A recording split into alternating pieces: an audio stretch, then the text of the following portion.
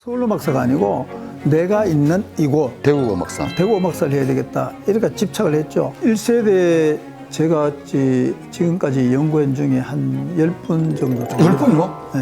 공부하기 힘드니까 선생님 책을 찾아보면 되겠네요. 아, 당연하죠. 대구에 제1세대 최초의 음악가를 할 수 있는 박태원 선생님하고 관련되는 새로운 자료가 발굴이 되어가지고 저 혼자만 지금 조사하고 있습니다. 연구하고 있습니다.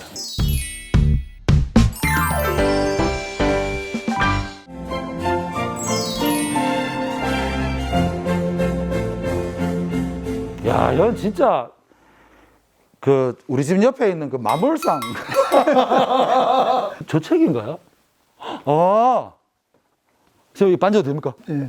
이게 계속 지금 활동하고 계시는 음악 문화학이라는 책, 그 예, 이 창간호. 창간호네요. 지금 몇 호까지 나왔죠? 11호가 11호까지 며칠 전에 나왔죠. 주로 이제 뭐 전국의 내용이 아니고 우리 대구를 중심으로 한 경상도 지역의 음악사적, 음악학 이야기예요. 계속 연구 중이시지만 뭔가 중요한 걸 저에게 특별히 공개해 주신다 했는데 그것은 바로 1919년 독립운동 때부터 우리 지역이라든지 또는 만주 지역에서 독립운동가들이 고향을 생각하면서 이 가사를 바꾸어서 불른 노래가 내 고향 이별하고예요. 내 고향을 이별하고다라는 게 제목이에요. 예전에는 찬송가 같이 앞부분을 제목을 정했다가 나중 되면은 정식 제목이 생기는데 그게 망향가예요. 고향을 가고 싶어하는 갈망한다. 지금까지는 정사인 작사 작곡으로 되어 있는데 과연 이게 어느 근거에 있는가를 추적해 보니까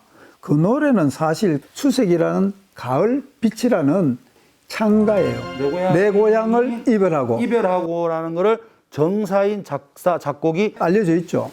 완전히 그냥 보편적으로 네, 알려져 있죠. 근데 이게 아닌 겁니까? 근데 가사를 확인해 보니까 홍남파가 1916년 3월 달에 통속 창가집을 내게 되는 홍남파가요. 예.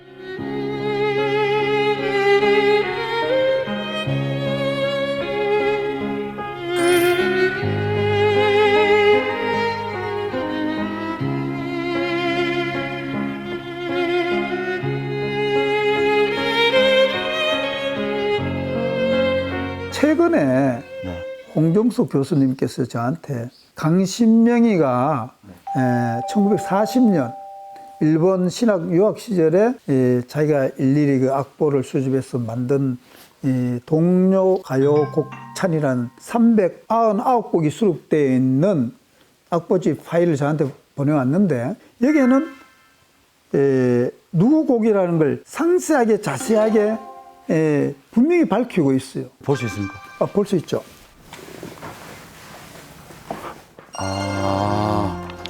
이 선율을 피아노로 치보면은 내 고향 이별하고와 똑같아요. 그럼 다시 말해서 추색이란 선율에다가 내 고향 이별하고라는 그 누가 지었는지 모르는 가사를 붙여가지고 부르게 된 거죠. 요 지금 4절에 내 고향을 이별하고도 있거든요. 그러니까 이 4절이라기보다도 이렇게 붙여서 부를 수 있다는 거예요. 그래서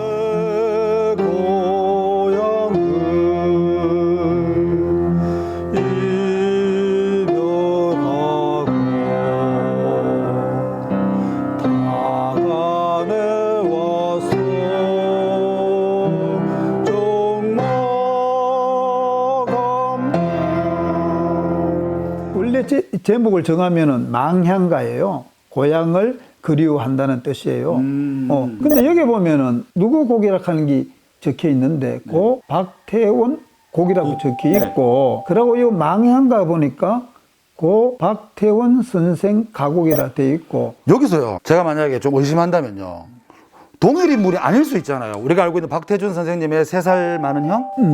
박태원이 아닐 수가 있잖아요. 그런데 누가 지었는지 몰라요, 이 가사는 사실은. 네. 박태원 곡으로 돼 있잖아요. 네네. 근데 이 끝에 보면은 분명히 밝히고 있는 것이 박태원 선생은 박태준 선생님의 백심의 형이잖아요. 형님을 말하는 거죠. 굉장히 의미가 있네요. 네, 박태원 선생님은 네. 연희 전문학교 다니실 때 영어를 잘했기 때문에 미국 노래, 민요 같은 걸 번역을 많이 했죠.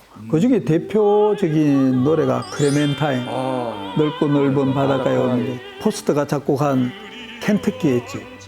그걸 작사하신 분이 바로 대구 출신 음악가 박태원 선생님이죠. 천재네요. 다방면에 잘했다고 기록이 남겨져 있는데 학교 다닐 때는 이 야구를 잘했대요. 그러고 또 육혈포라는 그게 뭔데요? 연극 자기가 주연을 해서 그 당시 배우도 하고.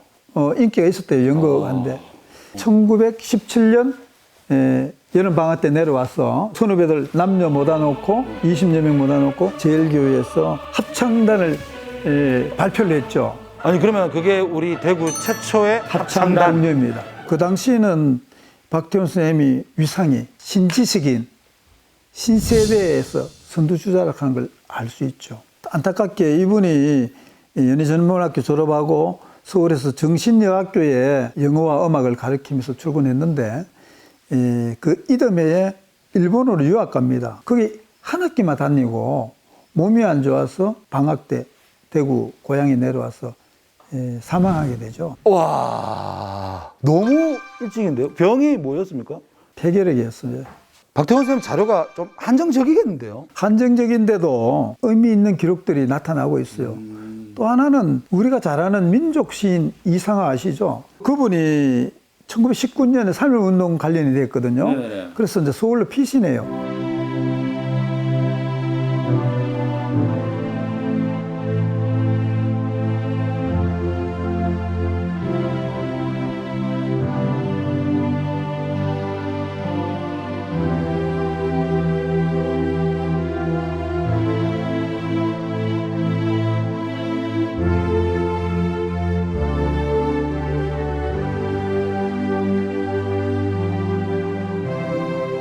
(1921년) 24살에 갑자기 돌아가시니까 자기가 시를 지어서 발표하게 되는데 그 시의 제목이 이중의 사망이에요.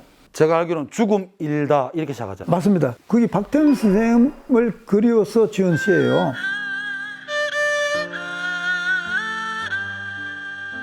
제목이 몇 개입니까? 내 고향을 그리워하고 망향가, 또, 추색, 가을빛. 또 타향으로라고 부르는 사람도 있어요. 타향. 근데 지금 이 또 다른 제목이 있는데 고향을 그리워하는 노래다. 사향가.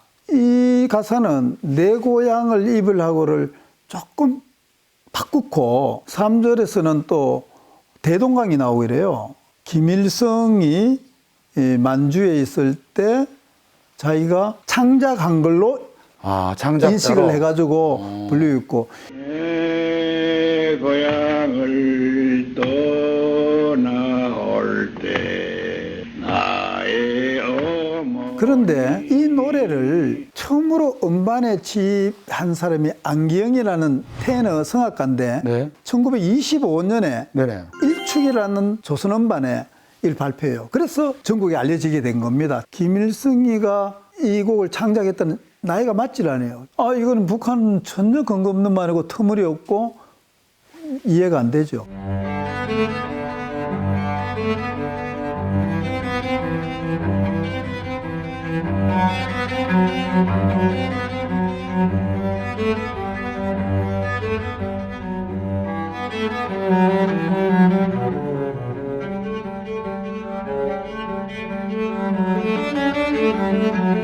그래서 선생님이 계속 연구하고 계신 부분이 최초 발표가 네, 40년도에 저렇게 자료에 기록되어 있어서 놀라운 발견이죠.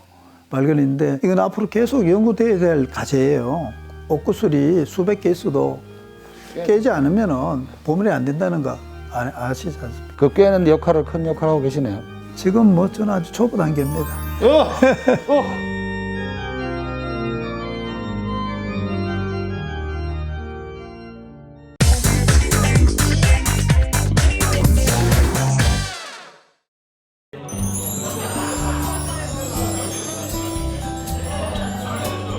불이 켜지고 밤이 되면 또 다르게 변하는 이곳. 옛날에는 아주 국도준 항구라 생각했는데 일하면서도 밤에도 혼합이고 사람들이 왔다 갔다 하니까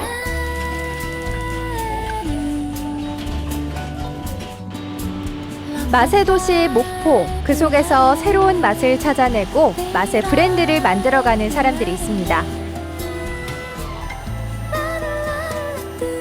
목포의 새로운 맛 브랜드 한번 찾아가 볼까요? 역시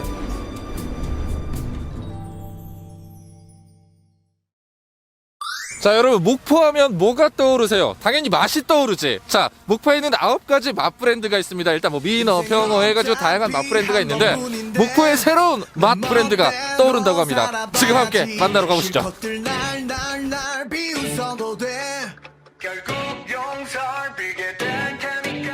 새로운 맛 브랜드 첫 번째는 건어물. 한때 전국의 건해산물 유통의 출발지이자 중심이 바로 목포였다고 하죠. 건어물이 옛날에 여기 다 교통배로 해서 일이 다 모였었어요. 뭐 멸치 완도, 진도, 흑산 그런 데서 나는 거 다 목포로 오고, 또 미역, 또 뭐 갑오징어, 뭐 건어물은 다 일이 다 와요. 미역이 첫째 많이 오고, 김 많이 오고, 멸치 많이 오고. 따뜻한 햇볕과 시원한 바람, 그리고 바닷사람들의 지혜를 품고 있는 목포의 건어물. 오랜 시간 동안 우리네 밥상에 오르며 제 역할을 톡톡히 하고 있죠. 이렇게 보통 사람들이 생맥주에다가 여기에서 멸치에다 먹어도 좋고, 오징어 뭐 여러 가지 다 있잖아요, 여기가. 그래서 새우도 갖고 집어갖고 가서 생맥에다가 한잔 해도 되고, 건어물하고 생맥하고 이렇게 해서 이제 아주 싼 가격으로 회포를 풀 수 있습니다. 목포의 맛은 우리가 이어간다. 맛의 도시 목포에서 새 터전을 마련하고 목포의 건어물을 널리 알릴 이들. 건백 1파우치 협동조합은 우리 조합원 100명이 우리 시민하고 주민이 이렇게 만든 곳이라 우리가 더 열심히 해서 우리가 멋지게 해서 줄 그 생각으로 우리 조합 이사들끼리 지금 이렇게 결의해서 우리 조합원들하고 같이 그렇게 할 예정입니다.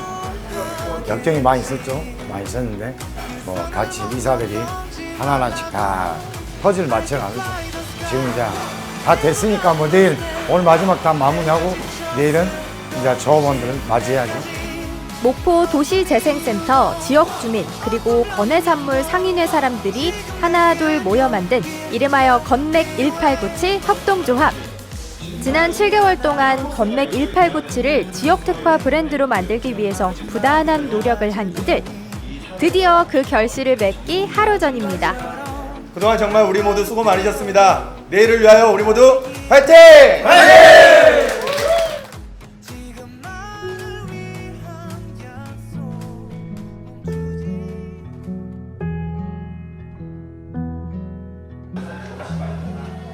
오픈일이 다가오고 일명 마을펍을 만들어 지역의 활기를 불어넣고 사람들이 모이는 곳으로의 변화를 시도한 건맥 1897 협동조합. 본격적인 장사 준비를 위해 분주히 움직이는데요. 오늘은 진도산 갑오징어하고요. 그다음에 국내산 대구포, 아기포, 꽁치, 그다음에 진미채, 땅콩 여러 가지 준비되어 있습니다. 아우, 그럼요. 역시 맥주 하면 떠오르는 이 마른 안주를 어떻게 빼놓을 수가 있겠어요. 다 팔려도 괜찮습니다. 이 골목은 건어물로 가득하니까요.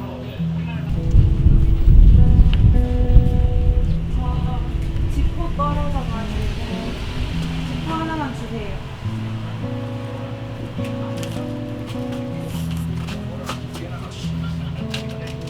감사합니다. 가져와도 돼요? 네, 이렇게 펍에서 안주가 떨어지면 가지러 와요. 그러면 손님상에 바로 나가요. 옆에 펍이 생겼는데 어떠세요? 아, 저게 생겨서 이제 잘 되면은 우리들도 좋고 이제 조합 차원에서 하니까 서로 좋지. 뭐 안주라도 하나 가져가면 더 팔리니까 더 좋겠지. 잘 됐으면 좋겠어요. 젊은이들이 하니까 아주 잘 됐으면 좋겠어.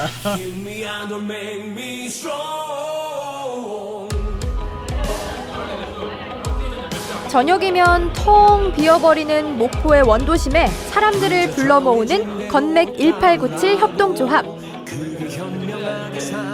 건어물과 맥주, 이 완벽한 조합을 즐기는 사람들의 얼굴엔 웃음이 떠나질 않습니다.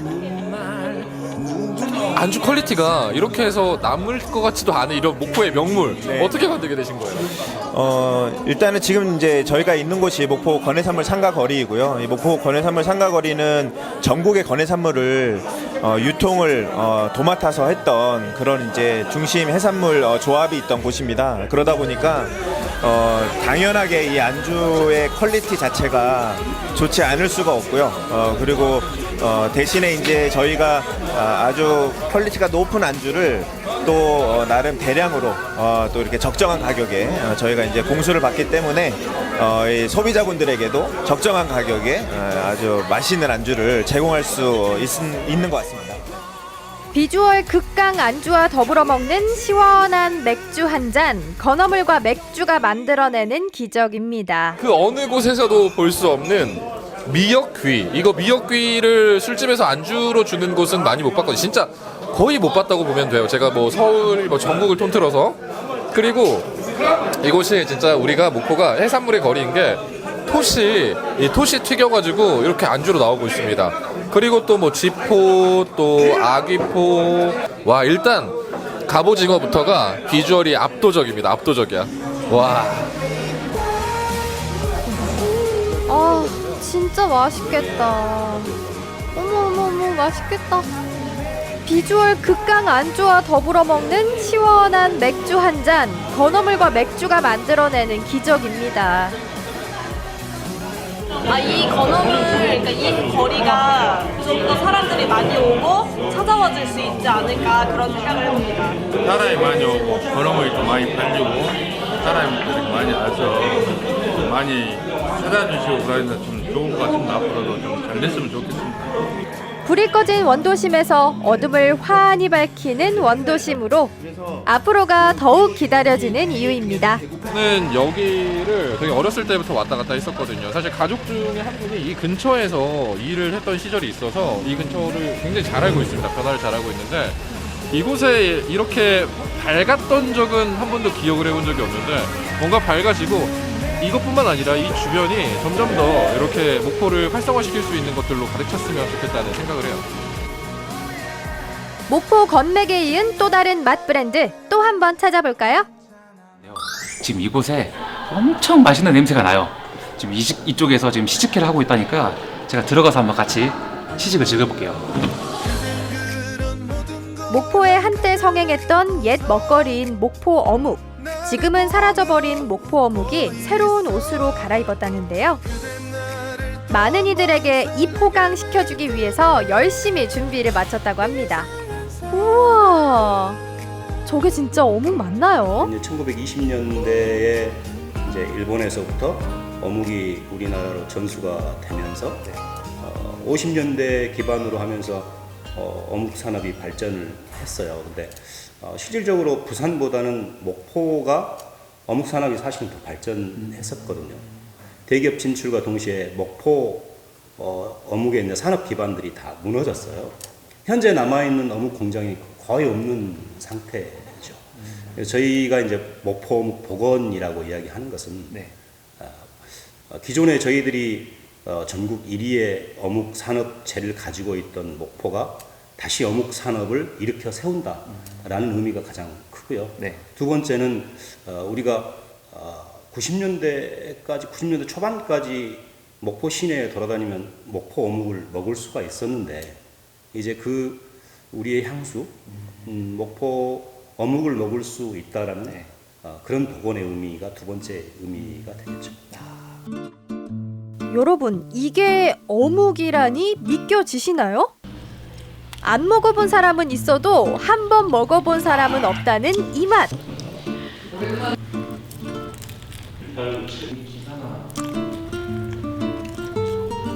우와, 이게 진짜 어묵에서 나는 소리 맞나요? 제가 지금 어묵을 굉장히 많이 먹고 왔는데요. 어묵이 진짜 맛있어요. 이게 다 같은 어묵이 아니에요. 막 문어도 들어가고 새우도 들어가고 그리고 이거는 고구마가 들어간 거거든요. 자, 이게 맛있어가지고 제가 몰래 갖고 왔어요. 고구마. 아니 이걸 누가 어묵이라 부르고 반찬이라고 불러요. 이거는 하나의 디저트예요, 디저트. 와. 너무 맛있어. 배합 과정을 먼저 보시고 절차에 의해서 진행 순서 한번 보시면 될 것 같습니다. 이렇게 맛있는 목포 어묵이 만들어지는 과정도 봐야겠죠? 다져진 어육들을 잘 배합해주는 작업. 그런데 사이사이에 무언가를 넣는데 이거 얼음 아닌가요? 여기 뭐 얼음을 넣더라고요. 예. 이 얼음을 왜 넣는 건가요? 이거는 배합 과정에서 네. 일정 온도를 유지를 해줘야 이 어육 반제품 자체가 완성도 있는 어육 반제품이 되는 겁니다. 그래서 일정 온도를 유지시켜주기 위해서 얼음을 계속 지속적으로 투입하는 과정입니다. 잘 배합된 어육을 틀에 넣고 본을 떠서 일정한 모양으로 만들어준 다음 먹기 좋은 크기로 잘라서 찌기도 하고 굽기도 하고 신선한 기름에 노릇노릇 튀겨주면 완성! 지금 이제 어묵이 나오고 있습니다. 야, 자 제일 큰 놈으로. 와, 역시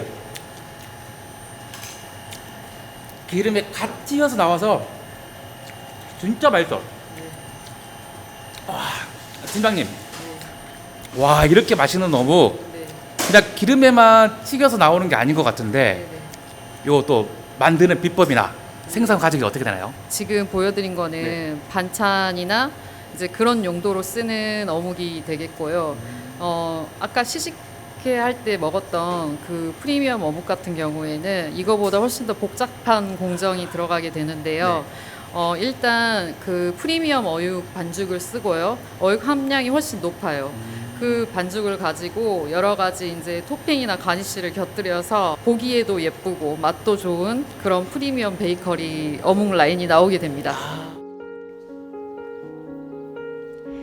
우리의 어묵이 고급 레스토랑에서나 나올 법한 요리로 변신하는 순간 이제는 반찬에서 벗어나 하나의 요리로 만들어지는 목포 어묵.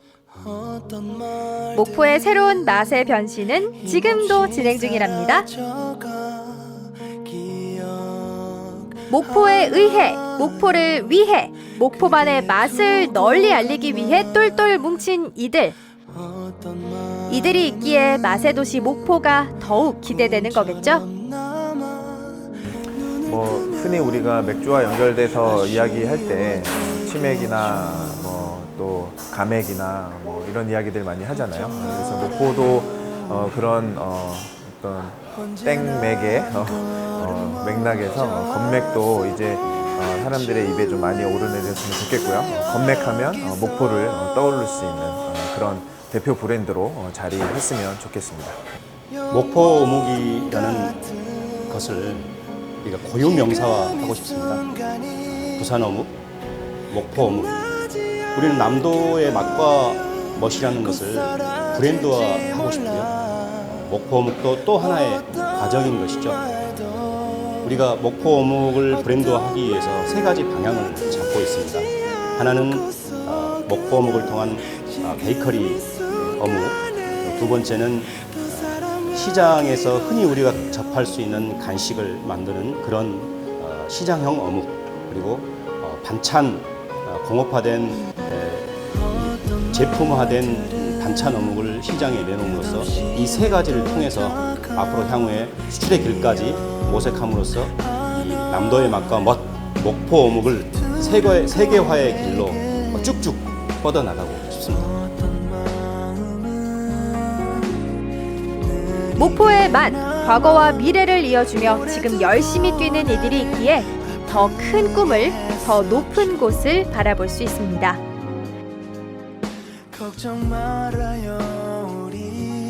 지영민 그리고 목포를 찾는 모든 이들이 함께 즐길 수 있는 목포의 맛, 언제나 여러분을 향해 열려 있습니다.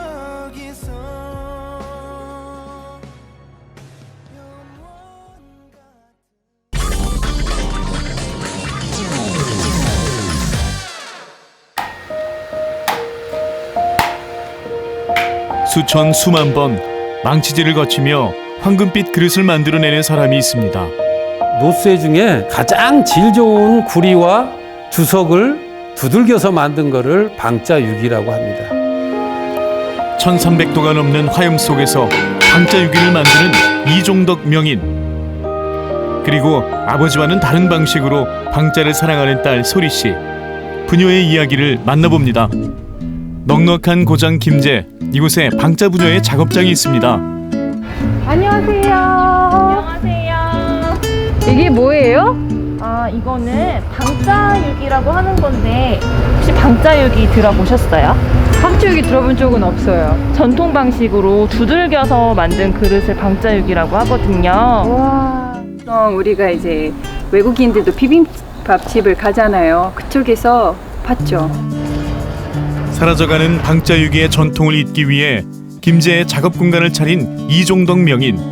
한때 김제는 방자유기를 제작하는 곳으로도 유명했습니다. 옛날에는 이렇게 전통 방식으로 제작을 했지만 이제는 아빠가 현대적인 방법으로 새로 이렇게 또 가마도 제작하고 하셔가지고 지금 저렇게 작업을 하고 계신 거예요. 네. 방자는 아주 좋은 사람이나 물건을 뜻하는 말인데요. 바로 이 방자유기에서 유래된 말이라고 하네요. 구리 합금을 이제 노쇠라고 그러고요. 그 노쇠 중에 가장 질 좋은 구리와 주석을 두들겨서 만든 거를 방자유기라고 합니다. 달궈진 쇠를 한 번에 망치질할 수 있는 시간은 불과 1분 남짓. 뜨거운 열기 속에서 잠시도 한눈 팔 수 없는 집중의 시간을 거쳐야 비로소 질 좋은 방자유기가 탄생합니다. 우즈베키스탄에서도 여러 개가 있는데 쿨럴치릭 손으로 만들었잖아요. 쿨럴치릭도 있고 자르갸릭 그런 것들도 많이 하고.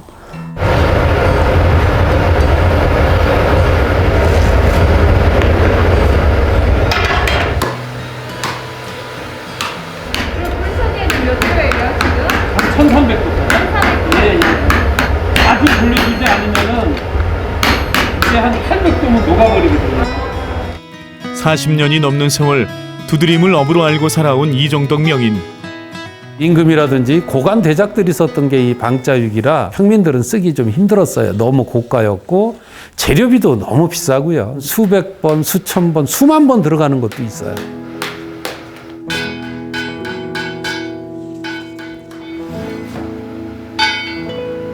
뜨거운 데에서 나와가지고 열 처리를 하려고 물에다가 저기 던지셨는데 진짜 신기하죠? 나르기자운도 방자유기 만들기에 도전해 보는데요. 분명 쉬워 보였는데 좀처럼 모양이 잡히질 않습니다. 네, 손하고 머리하고는 달리 놀고 있거든요. 머리로는 하고 있는데 손은 안 따라와요. 기계로 뚝딱 찍어내는 그릇에 좌절을 겪기도 했지만 그럴수록 명인은 묵묵하게 망치질을 이어갔습니다. 방자유기에 대한 첫사랑은 고등학교 시절로 거슬러 올라가는데요. 고등학교 때 실습 나간 것도 이 유기를 만드는 공장에 실습을 또 우연찮게 그런 데를 갔었고 방자유기가 제대로 만드는 게 없어서 공부하고 독학해서 방자유기 만드는 이 기법을 터득하게 된 거죠.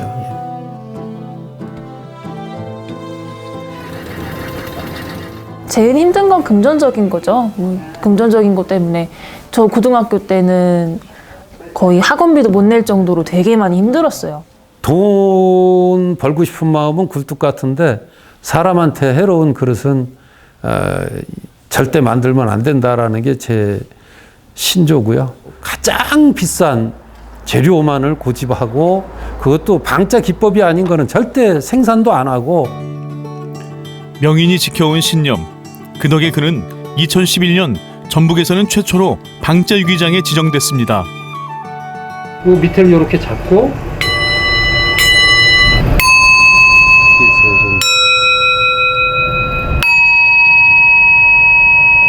이런 식으로 해서 이제 여러 개를 걸어놓고 치는 거죠. 청명하고 맑은 소리를 내는 방자유기는 그 자체로 악기가 됩니다.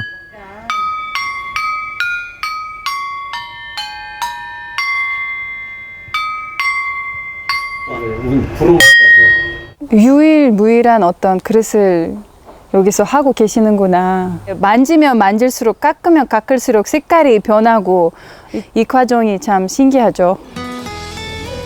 그릇은 음식이 담겼을 때 그 진가를 발휘하죠. 한식이 방자유기에 담기니 깊은 품격이 느껴지는데요.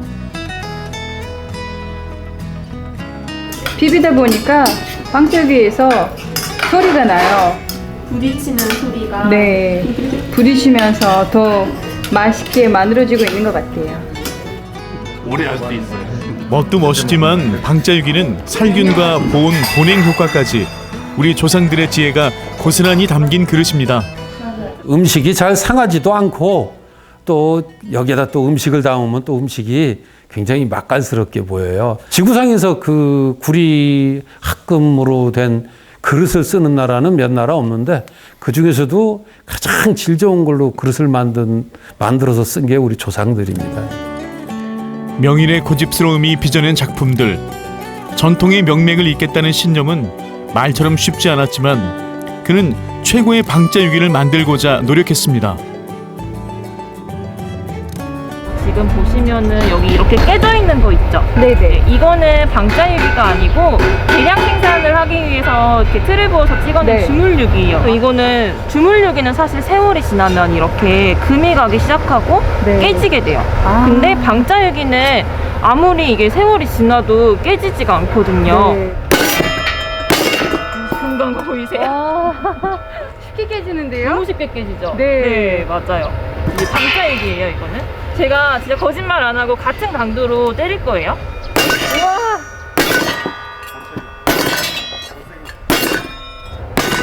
거듭되는 망치질에도 꿈쩍도 하지 않는 방자유기. 이거 보세요. 깨졌어요. 우와, 진짜 단단해요.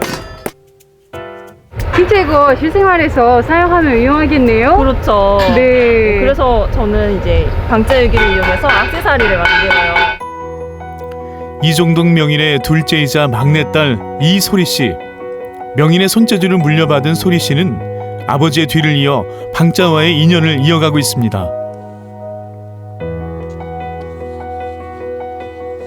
어렸을 때부터 늘상 봐왔던 거니까 아빠가 하시는 거에 대해서 저한테는 방자유기라는 게 너무 당연한 거였고 가까이 있는 거였잖아요. 항상 아빠처럼 뭐 저 혼자서 완성품 하나를 만들기는 힘들고 계속 배우고 있어요. 겸손하게 이야기하지만 소리 씨가 만든 방자 액세서리는 젊은 층에게 인기가 높습니다. 아까 저기 막 바닥에 널려있던 그런 것처럼 이런 막대기로 팔찌 만들고 그리고 그냥 암 모양이나 다 목걸이가 될 수 있고 귀걸이가 될 수 있고 그래서 전 재료값이 안 들어요.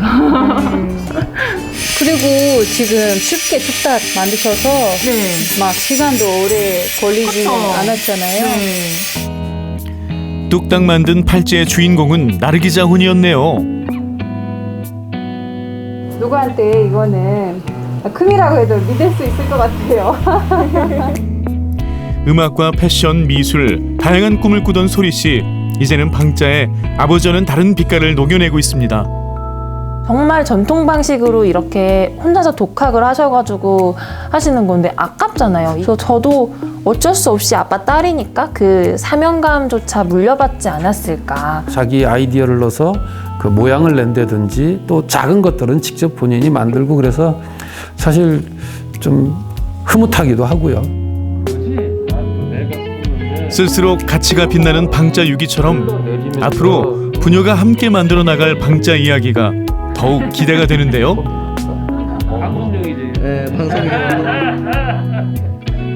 오늘 하루가 재밌었어요. 가족과 만나고 아빠와 딸이 만드는 것들도 보고 좋은 생각을 열린 마음으로 한다는 것을 배우고 느꼈죠. 오늘도 묵묵히 단단한 노쇠를 두드리는 이종덕 명인, 그리고 그 길을 함께 걸어가는 가족들. 이 가족들의 손끝에서 반짝이는 황금빛 이야기가 펼쳐집니다.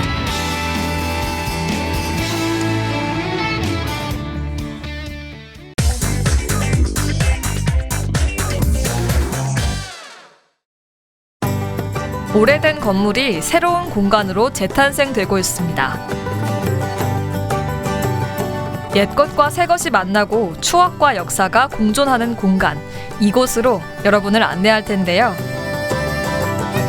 삼동의 아름다운 자연을 품은 2세 건축물을 만나러 지금 저와 함께 떠나보시죠.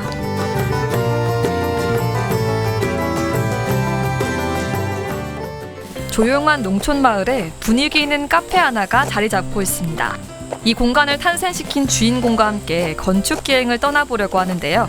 바로 울산대학교 건축학과 김범관 교수입니다. 처음 뵙겠습니다. 네. 오늘 시간 내주셔서 감사해요. 와주셔서 감사합니다. 교수님께서 그 삼동면 공간 재생 프로젝트를 맡으셔서 여러 건물들을 새롭게 탄생시키셨다고 들었는데 네. 그러면 지금 저희 뒤에 있는 이 건물도 그 중에 하나인 건가요? 네, 맞습니다. 지금 여기는 울산에서 40년 동안 메주를 생산하던 공장이고요.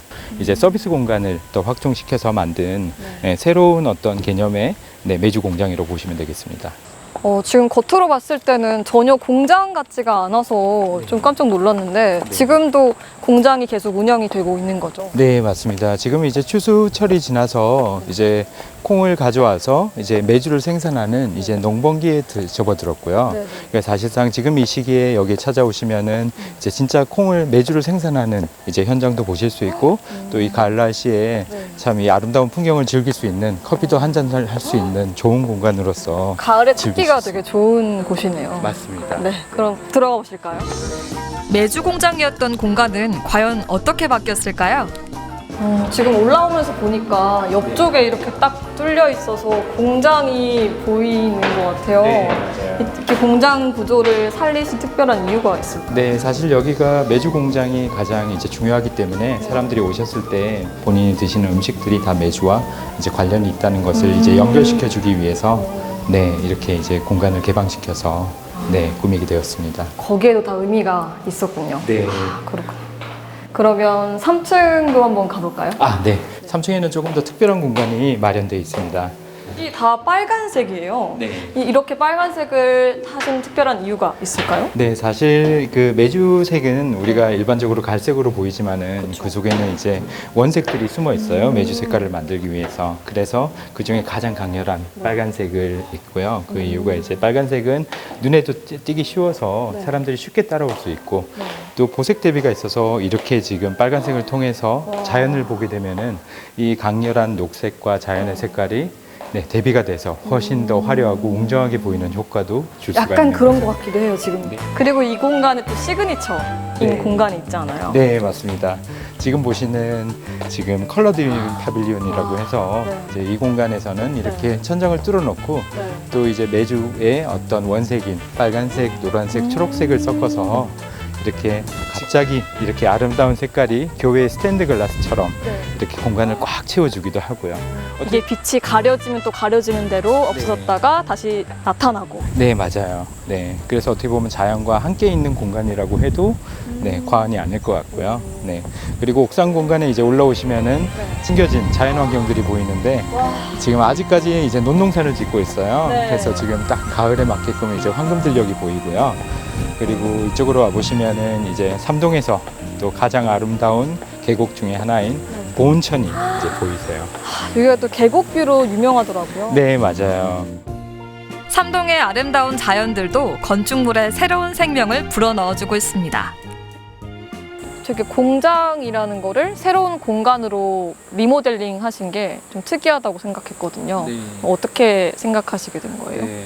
여기에는 메주를 통한 1, 2차 산업, 그러니까 말 그대로 메주를 생산하고 만드는 것까지는 하시는데 이제 그 이후에 어떤 산업들이 연결이 되지 않다 보니까 요즘 농가가 힘들고 어떻게 보면 이제 농업 어떤 발전이 더딘 건데 이렇게 카페라는 공간처럼 서비스 공간을 이용해서 많이 쓰이게 되고 유통이 된다면은 이분들도 사실 수가 있고 또 발전을 하셔서 또 지역사회에 도움을 주실 수 있는 그런 역할을 하실 수가 있기 때문에 연결해주는 요즘 말로 흔히 뭐 부캐라는 말이 유행하는데 부캐 공간인 거네요. 네, 맞습니다. 메주라는 것을 활용을 해서 다양한 서비스 산업으로 발전시킬 수 있는 그런 진짜 어떻게 보면 정말 명쾌한 표현이신 게 부캐 공간인 거죠. 부캐 공간 이게 굉장히 딱 와닿네요.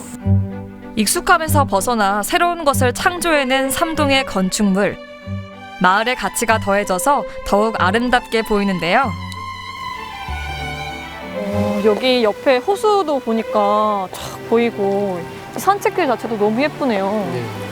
사실 여기가 그 삼동 안에서도 가장 자연이 잘 보존된, 그러니까 어쩔 수 없이 참 공업화 때문에 이렇게 마을을 이주시키고 댐을 만들어서 공업용수로 쓰기 위한 큰 호수를 만들었지만은 이제 지금 그 자체가 어떻게 보면은 이제 더 이상 개발을 못하도록 만들어 놓은 장치가 돼버려서 훨씬 더 이 주변 환경이 울산 내에서는 가장 자연이 잘 보존된 곳이 된 것 같아요. 네. 자연에서 받은 영감과 감동은 건축물에 고스란히 녹여내기도 합니다. 이번 가을에 좀 오시면 좋을 것 같네요. 네, 여유롭게 오셔서 이렇게 걷기만 하셔도 그러니까요. 너무 힐링이 좋을 것 되고 같아요. 사람도 없으니까 네, 너무 맞아요. 좋네요. 네. 아니 이 주택은 제가 아까 멀리서부터 오면서 유독 눈에 띄어가지고 네. 유심히 봤었는데 혹시 이 주택도 직접 맞습니다. 이게 참 공교롭게도 네. 삼동에 많은 좀 기회가 돼서 네. 이제 이거 같은 경우는 제가 이제 중목주택 연구를 하고 있었는데 또 되게 운이 좋게도 삼동에 계시는 분이 이제 그 중목주택에 대해서 이제 연구 설계를 의뢰하셨고 그래서 지어진 주택이에요. 지붕 아래 풍경은 어떨까요? 와 여기 또 겉이랑은 안이랑 되게 다른 매력이 있네요. 네. 이곳은 한옥을 오마주한 목조 주택인데요. 지금 보시는 것과 같이 이제 현대의 어떤 건축 기술과 재료를 이용을 해서 이렇게 모던하게 만든 주택이라고 보시면 될 것 같고요. 네. 목재 속에 철을 꽂는 방식인 중목 기술을 이용해서 우리나라 전통 한옥의 처마와 툇머리 등에 접목시킨 건데요. 한옥의 멋스러움을 현대적으로 재해석한 건축물이라고 할 수 있습니다. 이 삼동 주민도 좋아하시고 또 더더구나 서울에서 또 영화 촬영지로 이렇게 선택을 해주셔가지고 이렇게 재미있게 또 공간에 맞춰서 영화를 찍어주신 것 같아요. 영화에도 나오고 그러면 또 울산에 또 많이 또 찾아오고 그러겠어요. 네, 맞아요. 이렇게 건축물이 재탄생하면서 울산의 가능성과 가치를 인정받게 된 건데요. 다양성을 보여준 특별한 공간이 됐습니다. 근데 이 공간은 그냥 사람이 살지 않는 빈집 같은데 여기도 뭐 숨겨진 게 있을까요? 아, 네. 사실 이 건물도 한 10년간 어떻게 보면은 이제 방치돼 있던 건물인데 그 전에는 이제 여기 드라이브 코스로 유명을 해서 식당으로 사용을 하다가 이제 그 유행이 바뀌면서 이제 그런 문화가 사라져서 이제 비어 있던 건물이고요. 네. 그래서 공간 재생의 일환으로서 이제 이 속에다가 삼동의 아름다운 비밀스러운 것을 담아놓는 삼동만의 공간을 제시했던 곳입니다. 그러면 한번 들어가 볼까요? 아, 네. 공간 재생을 위해서는 그 지역이 가진 특징을 잘 활용하는 게 중요한데요. 산과 빛, 나뭇잎 등 자연 경관이 잘 어우러질 수 있도록 건물을 꾸몄습니다. 이렇게 찾아 따라 들어가다 보면은 사실 여기가 이제 폐건물 안에 이상한 곳으로 안내하는 듯한 느낌을 받으실 수가 있고요. 정말 이상한 곳이네요. 아니 방금 봤던 데랑 너무 달라서 너무 놀랐어요 지금. 사실 여기서 이제 딱 보시면은 딱 이 계절의 아름다운 낙엽을 주제로 해서 이제 연구 제작한 패널을 이제 여기 작품처럼 이렇게 설치할 수 있게 되었고요. 그럼 지금 보고 있는 이 벽 무늬가 비닐 같은 이 벽 무늬가 바로 말씀하셨던 거죠? 네, 맞아요. 요 산에서 보시는 낙엽의 이제 가장 아름다운 모습을 이제 영속적으로 표현한 거죠. 네. 나뭇잎 모양의 알루미늄 패널 수는 1000여 개. 여기에 3가지 색상을 입혀서 삼동만의 나뭇잎을 만들어낸 겁니다. 들어가 보실까요? 네. 와, 여긴 또 색다른 공간이네요. 네. 사실상 여기는 이제 삼동의 가장 어떻게 보면은 그 일상적이면서도 신기한 어떤 이제 삼동 산에 있는 이제 적사를 모티브로 해서 이제 붉은 공간을 꾸몄고요. 그리고 저희가 지금 이렇게 지나가고 있는 요게 이 공간에서는 공간 디자인에서는 이제 중요한 의미를 가진 포탈이라는 의미고요. 이 포탈이라는 의미는 시공간을 그러니까 공간과 공간을 기능적으로 또 물리적으로 이어주는 장치인데 우리가 산을 가면은 산 속에 우거진 나무 사이를 이렇게 통과하면서 새로운 풍경들을 즐기잖아요. 이제 그런 의미에서 이 녹색의 아치, 이 포탈을 지나갈 때마다 이처럼 새로운 공간들이 이렇게 보이는 거죠. 아, 이게 공간마다 또 분위기가 다른가 봐요. 네. 그럼 이 공간은 지금 대나무가 일부러 보이게 이렇게 지금 만드신 거죠? 네, 사실 산속에는 이제 다양한 식물과 녹색으로 꾸며져 있는데 이제 그런 다양한 식물들을 보여줄 수 있는 이제 각기 다른 컨셉의 방들이 이렇게 꾸며져 있고요. 다른 측면의 방은 와, 여기 아까 봤던 그 호수 뷰가 촤악 이렇게 펼쳐져 있네요. 와, 진짜 멋있다. 네, 이 공간이 이제 찾아오신 분들이 제일 좋아하시고 많이 감명을 받는 공간이기도 하고요. 네, 사실 여기서 보시면은 이제 삼동의 이제 가장 아름다운 대암호수와 이제 떨어지는 석양을 보실 수가 있고요. 사실 이제 이런 공간들을 어떻게 보면 이렇게 찾아내서 사람들에게 선사한다는 자체가 어떻게 보면 공간 디자인의 역할이고 어떻게 보면은 그 공간 디자인을 연구하고 만들어야 되는 이유가 아닐까 싶습니다. 공간과 공간 사이, 시간마다 달라지는 삼동의 풍경이 건축물과 아름다운 조화를 이루는데요. 네, 삼동면이 처음인데 말씀해 주셨듯이 그런 자연의 아름다움을 물씬 느낄 수 있었던 시간이 아니었나 싶습니다. 오늘 긴 시간 함께 해주셨는데 어떠셨어요? 네, 저 또한 새로운 경험이었고 네, 너무 많이 지치신 것 같은데. 아닙니다. 또 이렇게 또 아름다운 삼동을 위해서 가치를 같이 함께 이렇게 찾아주시면서 그 매력을 즐길 수 있었던 것만으로도 너무 감사하고요. 그리고 뭐 저 이외에도 이제 앞으로 많은 분들이 이런 가치들을 찾으셔서 많이 보여줬으면 좋겠습니다. 네. 삼동에서 만난 건축의 아름다움과 멋, 여러분도 꼭 한번 경험해 보시기 바랍니다.